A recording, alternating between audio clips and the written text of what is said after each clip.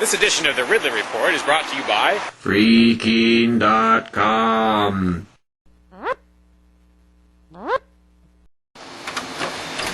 Decades overdue, it's finally starting. Some semblance of a property tax revolt in New Hampshire. By declaring his controversial home a parsonage or church or something like that,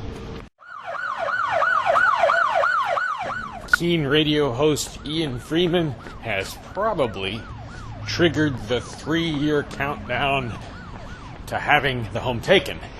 Now, when I say home, there are really different words that I could use for this spot. I could call it the Keene Activity Center, which is sort of part of the, duplex that makes up Ian's property. That place is even more controversial than Ian's house. Although, I'm really not sure what all the definitions are here and what all the geographic significance of each part of the property is. And I'm not sure if the Keene Activity Center is part of that, if it's just Ian's house. But anyway, the important thing is there's a property there that's basically going into revolt status. Now, if I understand correctly, this situation is different from what's developing in Grafton, where Free Stater John Cannell owns a church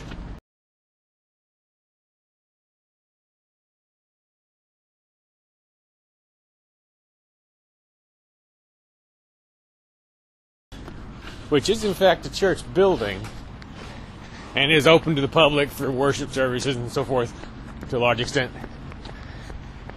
I'm assuming he, kind of went through the normal paces that you go through in terms of paperwork and so forth. I'm not really referring to that as an attempted revolt. Who is the guy in the hat? The man right there stole my phone.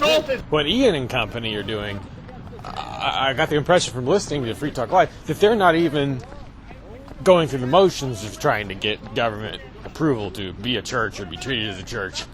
Anyway, so whichever of these properties or situations inspire you more, I think maybe we have some thinking to do about what kinds of things can or should be done to make sure the government does not have an easy time of it if it comes for them, for these properties. Here are some of my brainstorms. Things we've never been able to do before. So in some cases. Let's say we get to the point, perhaps in the year 2016, where the house is now at risk of confiscation. And personally, I would have preferred this was just an out-and-out civil disobedience act as opposed to going through the sort of freak showish element of calling it a church. People naming themselves all these titles that people are just going to laugh at. But the number one step that I think should be taken, and actually the step I take when I'm around the Keene Activity Center, is to try and become an asset to the neighborhood for a change. And by that I mean enough of an asset so that you're actually perceived as an asset by the neighbors. I've only ever heard of one situation where the people who inhabit the CAC have gone out and cleaned up the neighborhood or something like that. It's not a dirty neighborhood, but it's very residential, and whenever I've been to the CAC, I felt actually kind of uncomfortable being there. Like it's sort of like I'm taking up parking space away from people who live in the area. There's not really many places to park. Maybe that situation's changed somehow since I was there last. But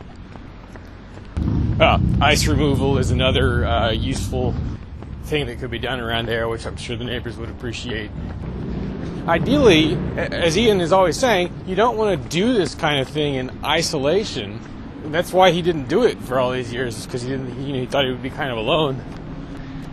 But isolating themselves is exactly what the folks in the CAC tend to be doing.